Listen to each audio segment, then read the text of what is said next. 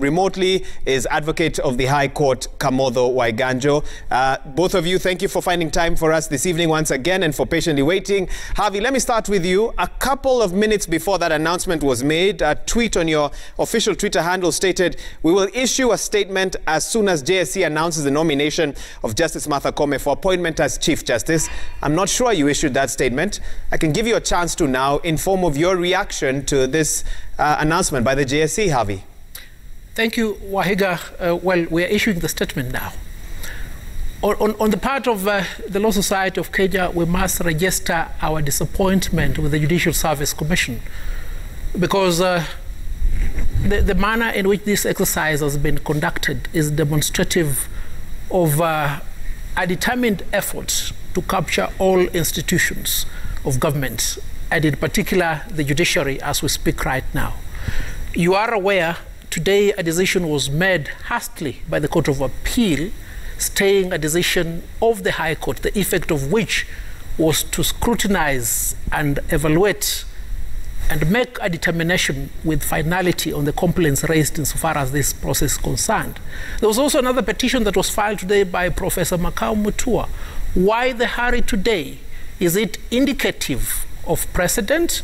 Remember, the nominee for Chief Justice is an actor in 3 matters where decisions have been made by the Court of Appeal finally determining a claim before the High Court at interlocutory stage.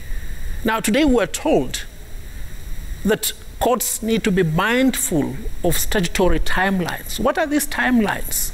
Are the courts not aware that we file an appeal as the Law Society of Kenya on the 4th of March demanding that the jurisdictional question of the High Court be determined expeditiously so that the election scheduled for the 25th of March could be held, so that the AGM scheduled for March could also be held? Why the preferential treatment in this matter? Is history repeating itself? I must say so. Is it a new dawn? I highly doubt. President Harvey, let me ask you this. So this statement that you've just issued here on Newsnight, it's on behalf of the LSK, not a personal opinion? I believe Citizen TV has called the president of the Law Society to come here. Yes. I would not have been called if I was not the president of the Law Society. And I ask this because in your memorandum to the JSC days before the start of that vetting process, 8 members of your council wrote to the JSC stating that your views or the letter that was signed by you does not represent the views of the council of the LSK. So again, I ask this evening, if you present the minority views of the LSK, can you really be speaking on behalf of the LSK? Well, permit me to start from your opening statement, the embattled president of the Law Society. Yes, indeed, I am embattled. Am I embattled by the members of the Law Society? No. I have the full majority support of the members of the Law Society. Who is permeating the leadership of the Law Society to ensure that there is no cohesion in oversight of governmental institutions? Ask yourself. These are the same people who sought to countermand the weighty issues raised in that memorandum insofar as those 3 candidates are concerned. And the mere fact that one of these... I apologize for interrupting you. Did the members not delegate their responsibility to that council, a council of which you do not have majority support this evening, Mr. President? So as much as you enjoy their support, Wahiga, you don't enjoy the support of their representatives. The people of Kenya elected President Uhuru Kenyatta to speak for them. Does he always go back to conduct a poll on what view he should express before the United Nations, before the East African community? Let's not belittle the office that I'm currently holding, because I'm not holding this office forever. Next year, somebody will hold this office. Will the state, will those external players want this institution to be run like this? It can't happen. It has never happened in the history of the Law Society because they want to have complete state capture of institutions that will have oversight at government. They've captured the opposition, they've emasculated parliament, and today, like Belshazzar of the kingdom of Babylon, they have captured the judiciary. Mr. President, what happens next? You wrote a memorandum signed by you to the JSC to consider your concerns about some of the nominees. Some of the questions within your memorandum were posed to those nominees. They responded to them. What happens next? More press conferences? Or might you, for example, move to court? with your concerns? Well, what happens next? We will let the people of Kenya feel the outcome of a process that is indicative of an investment by the state as opposed to merit-based. When Chief Justice Emeritus David Maraga was appointed, everybody in the legal fraternity on the bench and on the bar indicated their satisfaction. There are many today court jesters who are celebrating because they don't know what is happening. But I must sit here and tell you the truth, like Daniel, that there is a writing on the wall. It cannot be that a Judicial Service Commission, which appears to be fully under the control of an arm of government, will deliver to you a Chief Justice who will head the judiciary and ensure that there is independence of the judiciary and accountability. And you can't wish away these questions, you understand? We've been told that the decision of the Judicial Service Commission was unanimous. A commission can never reach a unanimous decision. It's synonymous to telling us that tomorrow, the day after, Parliament will vote unanimously to pass the BBI bill. Yet we've seen very serious questions raised in the report by parliamentarians, some of them great lawyers. Well, let me get a quick reaction to some of the concerns you've raised, LSK President, from Advocate of the High Court, Kamotho Waiganjo. And Kamotho, I don't know if you want to respond to any specific concerns raised by Nelson Havi, but I could also ask you this.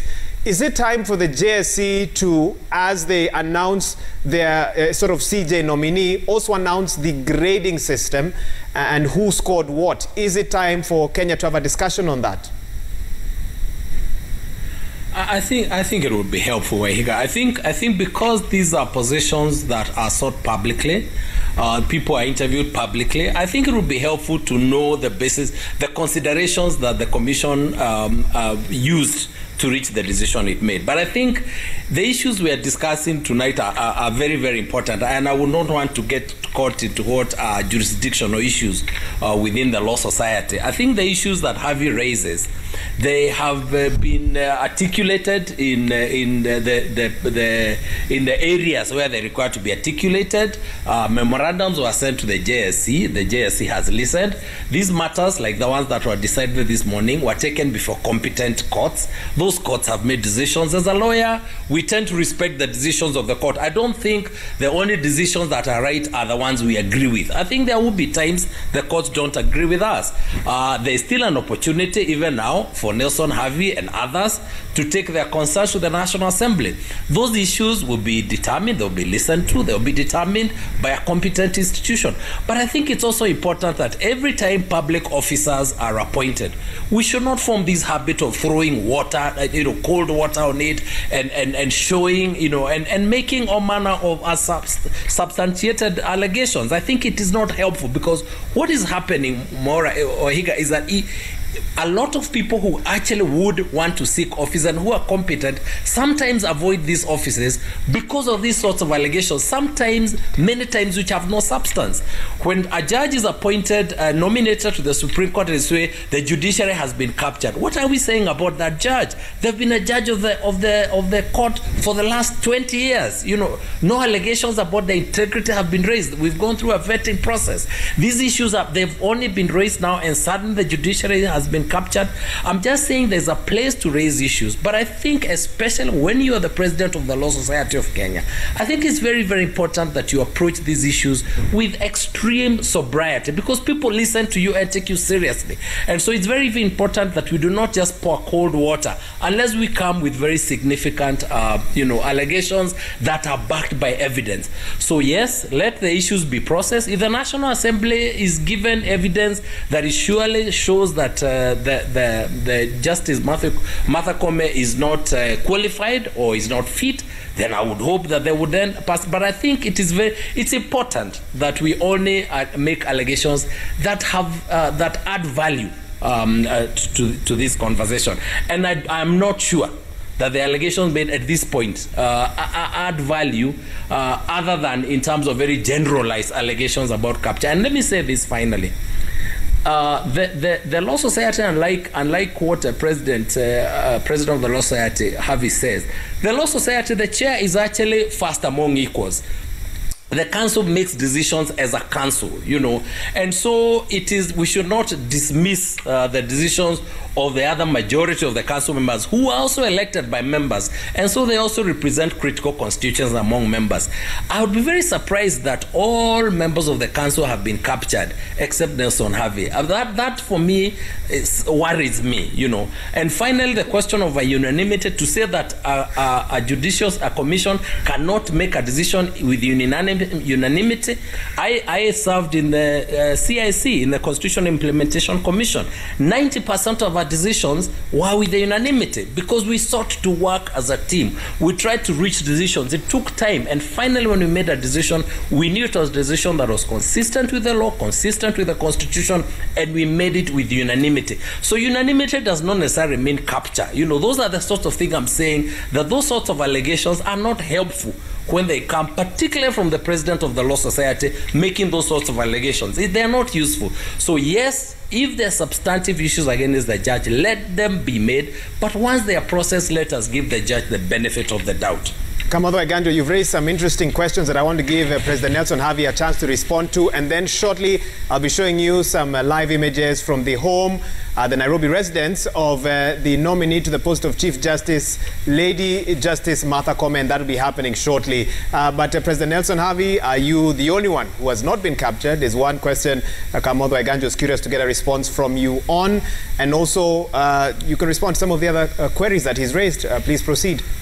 You know, my very good friend and lawyer, senior Kamotho Waiganjo, was at one point in time a council member of the Law Society. He vied to be chairman, and he didn't manage to convince people that he was worthy to be president. Is that relevant to this discussion tonight? Yes, it's relevant because it's brought my character into question. And Kamotho, the point is this. You are celebrating today. If you have a feast in your homestead, permit those who have a funeral across the border to mourn. And it's quite important. Reason being that there is a culture in Kenya to congratulate, to heap praises as soon as an appointment is made. And then after a few months, after a few years, you'll start running a hashtag, finish and go. Finish and go where? Were you not cognizant of the problems that surrounded the manner in which somebody ascended to office?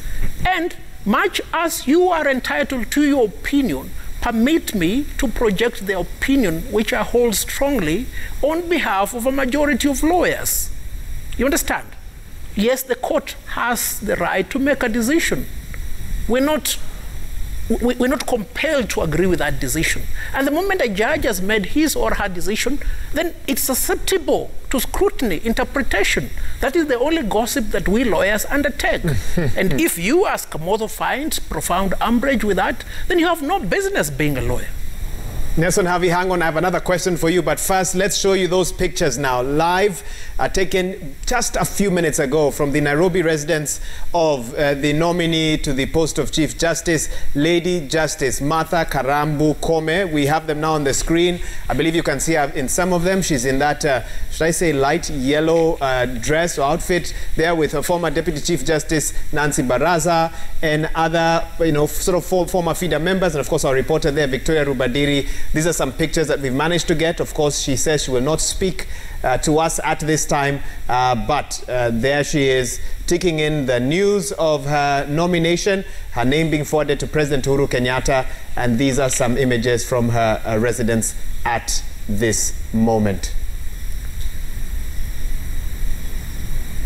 President Harvey, quick one to you before I get a response from Kamotho Waiganjo. So what qualities of a nominee were you looking for? Let's not go into names, but it sounds like you had a completely different person or persona in mind for the next Chief Justice. What exactly were you looking for? Well, if you look at the determination of warrant of suitability of former Deputy Chief Justice Nancy Baraza, the tribunal set out the values expected of a Chief Justice. And I think they enumerated about 40 or 55 values and virtues. And we all witnessed these interviews. They were conducted in public. the nominee judge for Chief Justice was at pains. In fact, she was sweating to explain why she sat at night to give a decision, staying an order of the High Court that was made that morning. And you see, that's why I say she's a product of precedent. And yet she stated that her boss, the president of the Court of Appeal at that time, summoned her, and judges are sticklers to the law and authority. Isn't that what makes, I guess one would say, them so trusted by society, that they stick to the law and stick to the orders that they receive? They cannot move outside of the orders that they receive from their superiors. Would you not say that? That is what makes them so dependable. Let the people of Kenya know this. We watched these interviews. We saw two judges, one of the High Court and one of the Supreme Court, of no rank lesser than that of Deputy Chief Justice, state that the only way in which that court will have sat that night was with the prior permission of the Chief Justice. Let's not beat around the bush. If we are in the bush, we find a way of getting out of the damn bush. There is a problem here. And the problem won't go away however much praise and congratulations you give to this nominee judge. You see, the process has been undertaken. It may be with us, unless, of course, it's torpedoed in the National Assembly. But let's give it time. Let's evaluate. But even as we do so, there are certain things we cannot forget. This is the type of judiciary that the Judicial Service Commission would like us to have for the next 4 or 5 years. Is it the judiciary that retired Chief Justice Maraga had in mind? Is it the judiciary that we have aspired for, where the Court of Appeal will be countermanding at an intellectual stage decisions of the High Court and determining them finally? Tell me, what will be the propriety of an appeal that will be filed 30 days from today as ordered by the Court of Appeal when this process has completed? And what are we told? We are told that courts must be mindful of statutory timelines. Okay. Didn't the court the other day stop the election for governor of Nairobi, yet it was time-bound? You have asked at least 3 or 4 questions. Let me allow Advocate Kamotho Waiganjo to respond to some of those. Kamotho, Nelson Havi says, give him space to mourn if you're having a party on your end. What's your response to that? We live in a democracy where he feels, as president, he should be free to express a dissenting view to the majority this evening. I think the point I was making is not that Havi should not mourn. I think, like every Kenyan, the privilege of democracy is we must have dissenting views. I think all I say is that as the president of the Law Society of Kenya, you hold a very superior office. When you make your complaints on behalf of 10,000 lawyers.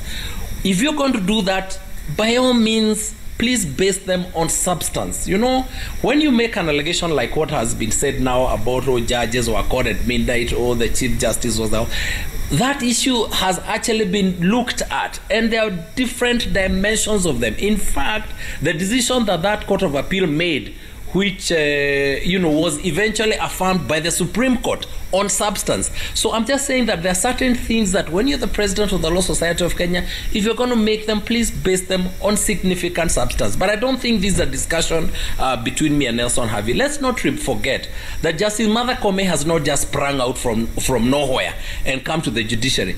Justice Martha Koome was a practitioner of repute. You know, she comes with a very good CV as a fighter for human rights, for social justice, as chairman of FIDA, as a leader in the time when she was in the bar. So she's not a new person that we are not trying to understand now. You know, she has been a judge for the last almost 20 years. I think it's quite a significant time. During that time, we have watched her in practice. She's not a new person. The bar understands her. So I'm just saying that if we're going then to criticize a person who had that sort of history, then we need to be able to come with significant substance. And the other thing to say is that judges are entitled to have decisions that lawyers will not agree with. That is again a privilege of a judicial system. them. What then happens is that we appeal. There's a process of appeal. There's a process of review. Once the courts have made those decisions, I think to allege impropriety, not that judges made a bad decision, because judges can make bad decisions, but there is an issue of impropriety, that judge lacks independence. I think that is what I find unfortunate. And yes, we must celebrate Justice Martha Koome. And does it mean that she will not, that she may not? What do we know? All we know is that her history so far as a member of the bar, as a judge, has been exemplary. We are excited that for the first time in this country we have the judiciary that is compliant with the two-thirds gender. We must celebrate that. We have for the first time a Chief Justice who's a woman, the Chief Justice who's a woman. That is a great thing. Not just for that gender and for our daughters and many others to say it is possible, but it's also good for the country because it says that this country belongs to our entire diversity. These are things that we must celebrate. Are there issues that are there that can be raised? Yes, but let them be raised in the competent institutions and with evidence. And finally, let me say this. The process, the responsibility that comes with high office is a huge one.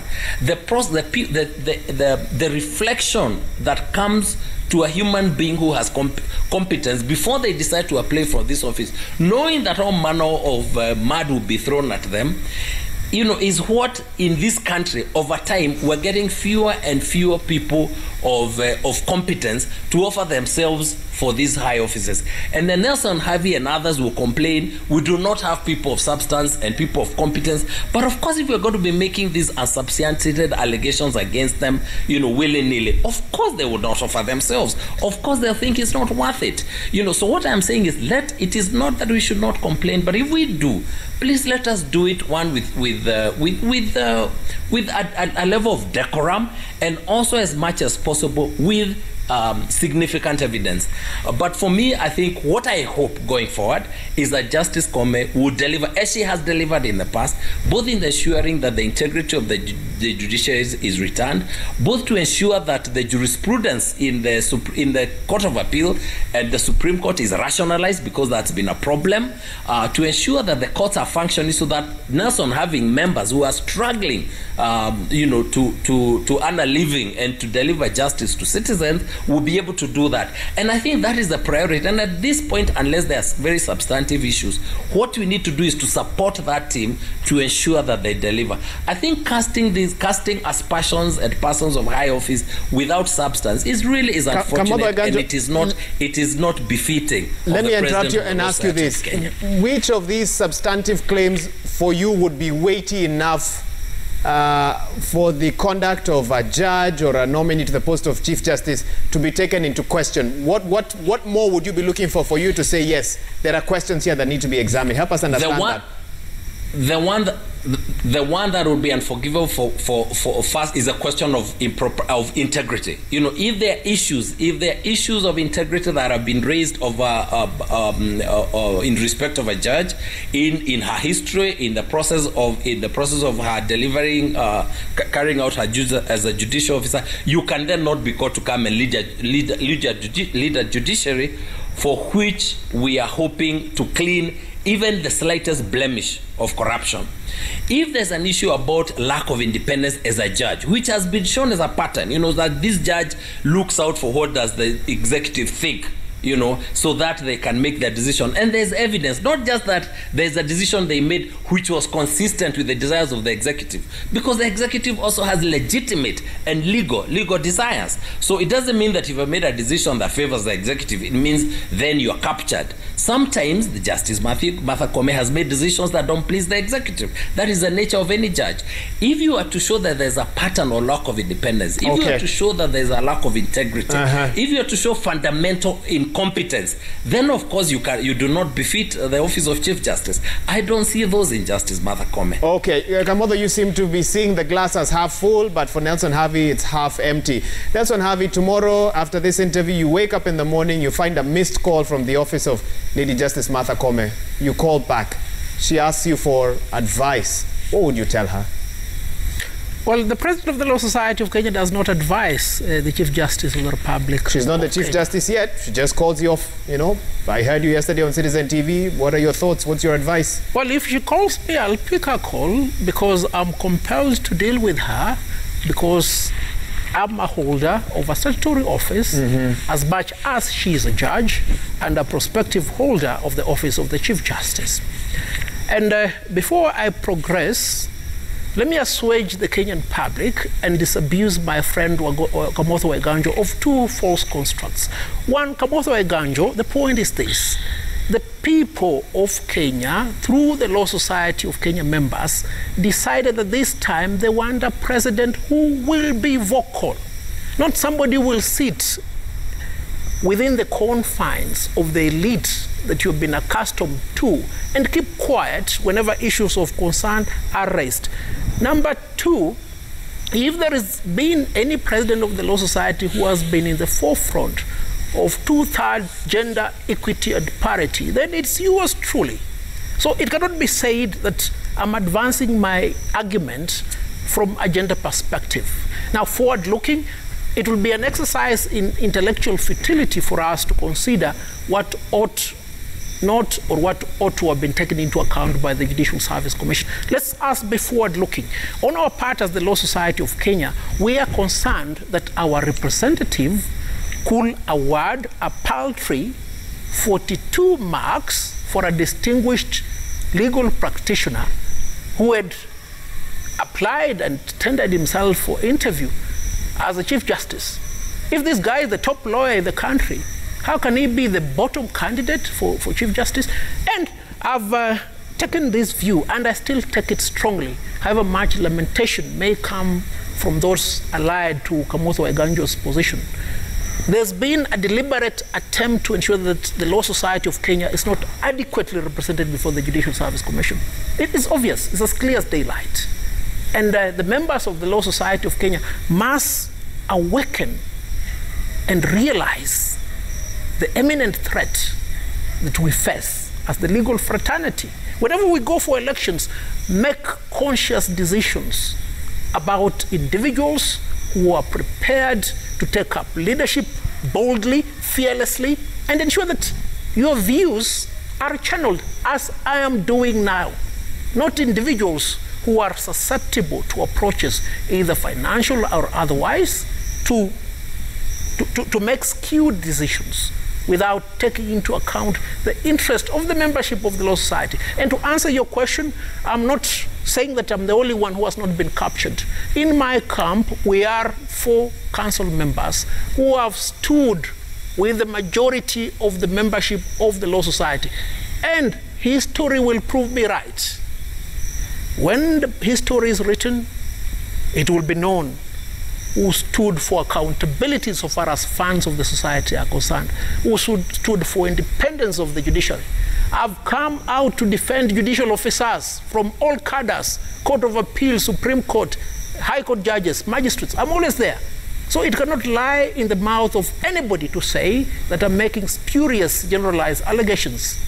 When people elect a leader, they elect somebody who should have the wherewithal, the competence and capacity to speak the truth, even if the truth may appear unpalatable or uncomfortable to a small group of naysayers.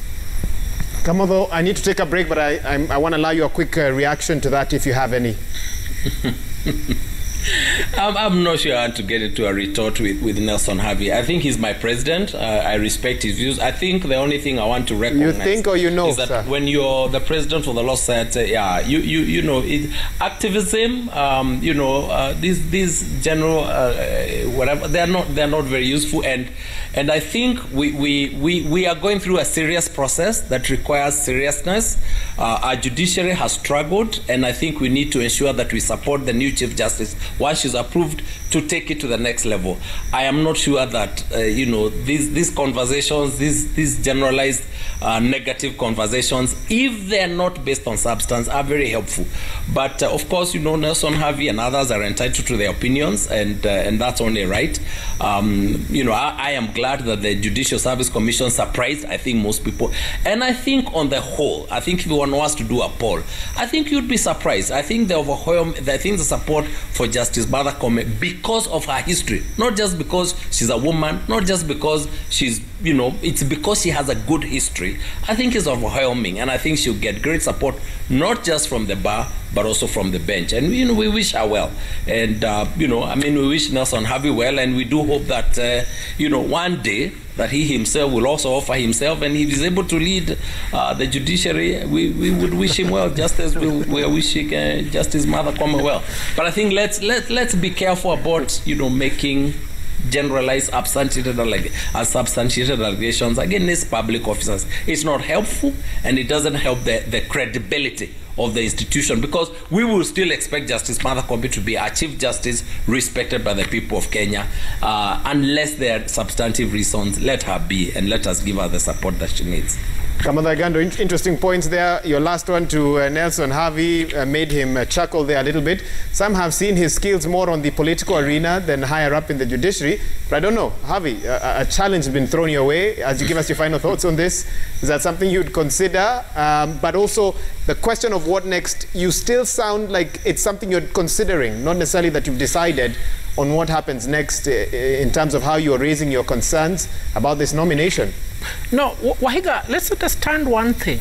The mere fact that I raised very cogent issues for consideration before the Judicial Service Commission does not mean that we will not offer Justice Martha Koome the necessary support in the event that she's approved by the National Assembly and so on, because it is our obligation. I sit in the office of President on account of the will of the people. I have so many statutory functions that will require me to relate with the Chief Justice in the event she becomes Chief Justice. You understand? We don't need to be friends. We need just to perform our statutory functions. But going forward, and I must emphasize this, it is incumbent upon the membership of the Law Society to be alert when you are electing your representatives. As we speak, you do not have a representative before the Judicial Service Commission. And the person you elected to the Judicial Service Commission gave the topmost lawyer in this country a minimum 42%. Really? Had we had another representative, as we are supposed to have, but for the failure of the Court of Appeal to consider the timelines in the election of the female member representative, I'm sure at least the pedals will have been dual and will have moved effortlessly. President Havi, you said that you want to talk about what happens next, and I asked you a question which you didn't quite answer. If she calls you tomorrow, she wants to get your advice, maybe let me ask you this specifically. If she asks you, President Havi, what should I focus on within the first 100 days in office? Is it on the matter of the 41, or should I say 40 judges? Is it on decongesting the case backlog, a discussion we've been having in this studio for so many years? What would you tell her she should prioritize, President Havi? Well, the priority is this. The 40 judges ought to be sworn in. How she manages to get that one done? I was going to ask you that. What should she do? It seems to have become an insurmountable task. Well, I have a few years before I apply to be Chief Justice. So let the person who will be the Chief Justice perform his or her role. So the first assignment will be to ensure that these 40 judges are sworn in. The next assignment will be to ensure that the judiciary is well funded through the Judiciary Fund, so that the courts that have now stagnated are completed, so that there is infrastructure, so that judges and magistrates are well taken care of on account of remuneration and all the benefits that are due to them. But more importantly, it will be incumbent upon Justice Martha Karua, in the event she's Martha Koome, in the event that she's approved by the... There's no problem.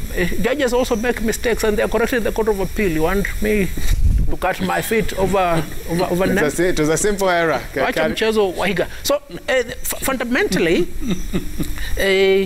in the event that Martha Koome is sworn in as Chief Justice, she needs to ensure that there is a clear dichotomy between the judiciary and the executive.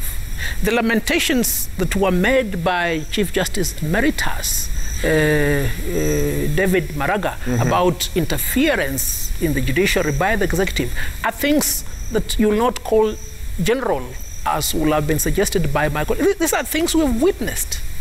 So the responsibility is heavy on her shoulder. And there is this perception that she's an executive-minded judge. So she will need to work hard to assuage and to disabuse many of us of that construct, should that construct be false. We wish her the very best, because this is an office that comes with so many responsibilities. But that does not mean we will not hold her accountable.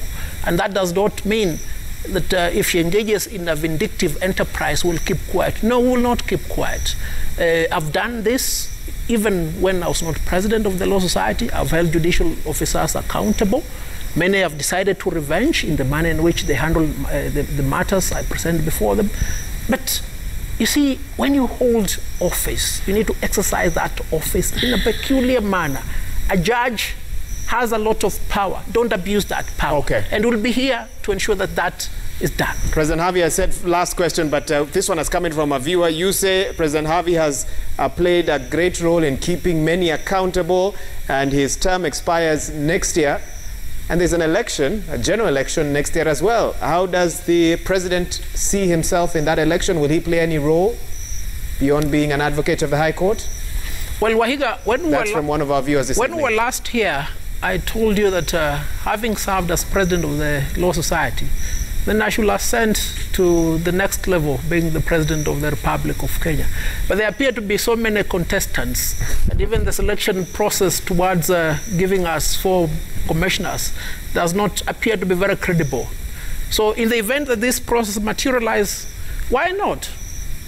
Why not vie for the presidency of the Republic of course. Of Kenya? Of course. I don't know if I should ask Kamotho to respond. He may not want to.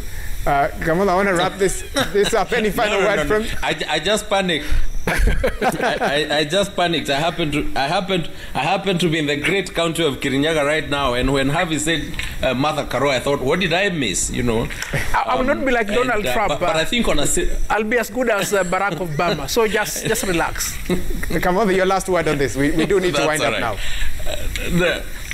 Yes, thank you. I think the thing to say, and again, I say this to Nelson Harvey because he's my president. In the last 5 minutes, you've made an allegation against the Chief Justice, the Chief Justice as an executive-minded judge. You've said, no, let me just finish. Mashari and Jero are representatives. You don't have a representative, all manner, very many people who, in your view, hold no credibility. Again, let me go back to my point. I think when you're the president of the Law Society, there are positions you must take, but I think they do need to be taken with deference. I will not allow him to lecture me on how to be president. He vied to be president. He didn't manage to convince me. I'm your member. I'm also entitled to tell you. Let him cease. Let him finish. I'm entitled. Go ahead. You cannot give me advice. You're not competent to give me that advice. You are represent. That's all right. You are elected to represent me. So of course I must tell you where you go wrong. Harvey. You're a president. No, we know your candidate. Your candidate is the one who's still disturbing me in my leadership. So let's not go there, please. You didn't elect me. I know that. President Harvey, hold on. Yes, because even if I had a candidate, I'm entitled to have a candidate. But that, but don't lie to Kenyans that you elected me. President Harvey, give him 1 minute, then I'll give you a right of reply. Go ahead, Kamotho. I'm above and beyond certain level of pettiness, Nelson.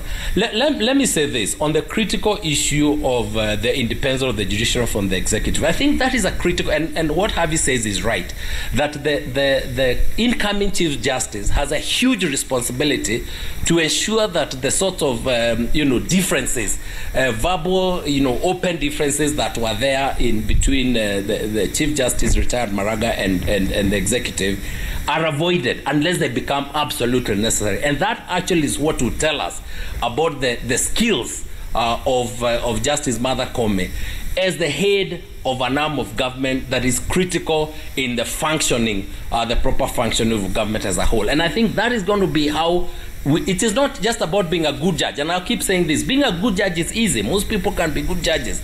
But being the president of an arm of government that is critical in the functioning of this country, the way she manages, the way she has the skills in negotiating that path is what will eventually determine whether she ends up a good Chief Justice. And as long as there is room for working together and cooperation, these three arms need to get together. When the opportunity arises and there is significant reason for disagreement, then of course we expect that, but we hope that she will use her skills as a team builder, as a consensus builder, to ensure that the judiciary works together with the arms of government, as long as all the three arms of government are working for the benefit of the people of Kenya. Thank you. Thank you, President Harvey. I don't want to do a back and forth here, so let me give you a minute to respond, and you can do that now. Well, I'll still speak to the membership of the Law Society of Kenya and the people of Kenya. We are at a tipping point. When Chief Justice retired David Maraga left the Supreme Court on the 12th of January, he said that the judges and the judiciary owe it to Kenya to ensure that we don't go back to a position we were before. He reminded the judges of the drum beats of war. You see, as we speak right now, there are so many events that are happening. BBI is supposed to be debated tomorrow and the day after tomorrow. There is the selection process for the panel that will appoint commissioners for the IEBC. These are very important processes. And unless, as the membership of the Law Society, we take a strong position on them, then we will lose out on our relevant responsibility insofar as our functions and objectives under Section 4 of the Law Society of Kenya is concerned. And when I raise these things, perhaps you may need to interrogate them a little bit deeper rather than dismiss them as being the case by a few of our colleagues. They're very important. And you've seen, like the selection process, we have somebody who holds 2 judicial offices being suggested for appointment by the Secretariat of the Law Society instead of the political arm of the Law Society. And what happens? Parliamentary Service Commissions takes upon itself the decisive role of making a choice. It's submitted to the president. I mean, this is an embarrassment that we should not be subjected to. And you want to leave it at that? May God bless the Law Society of Kenya. May God bless the people of Kenya. We must stand for the rule of law and constitutionalism.